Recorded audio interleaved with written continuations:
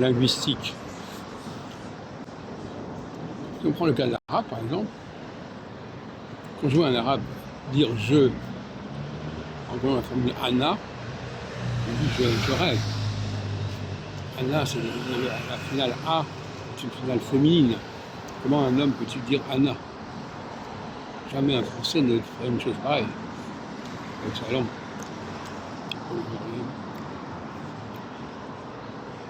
L'hébreu, par exemple, lui, il dit Ani pour dire je. C'est quand même plus heureux que de dire Anna. Cela dit, l'erreur de l'hébreu, et de l'arabe d'ailleurs, se situe au niveau du passé. Au lieu de dire katavni, les hébreux disent katavti, ce qui n'a aucun sens. Le ti étant une marque de la deuxième personne du singulier.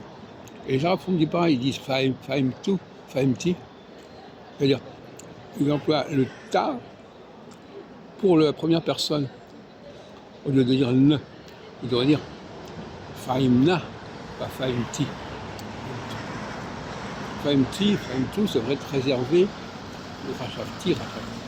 réservé à la deuxième personne et non pas à la première personne du singulier. En français, on a aussi des problèmes. Pourquoi dit-on à la troisième personne du pluriel ils sont, ils ont, ils font? Pourquoi on dit ils marchent, ils chantent avec ENT? Qu'est-ce que c'est que ce ENT? Il ne sert plus à rien, il ne se prononce pas, alors que dans le ONT, il se prononce. Normalement, on devrait avoir une diphtongue. Alors, on dit les parents, ENTS. Donc, le ENT, ça peut se prononcer en. Pourquoi est-ce qu'on dit ils chantent et pas ils chantant? Alors, effectivement, vous me direz, oui, mais attention, il y a aussi la forme ANT, le participe présent. Pourquoi le participe présent en français on style de la même manière que la troisième personne du singulier, du pluriel, du verbe?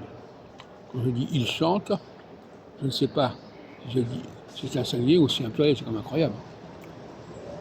Là, un certain nombre de bizarreries qu'il va falloir corriger, à mon avis. Il n'y a pas de raison de les maintenir, parce que en maintenant ces bizarreries, ça donne un mauvais exemple. Ça, c'est très fâcheux. Ce sont des choses absolument essentielles. Donc, de la même façon que on parlait l'autre jour, je crois, l'information du futur et du passé ne peut pas être la même. On ne peut pas utiliser chaque fois un préfixe, comme en anglais ou en allemand. I will sing.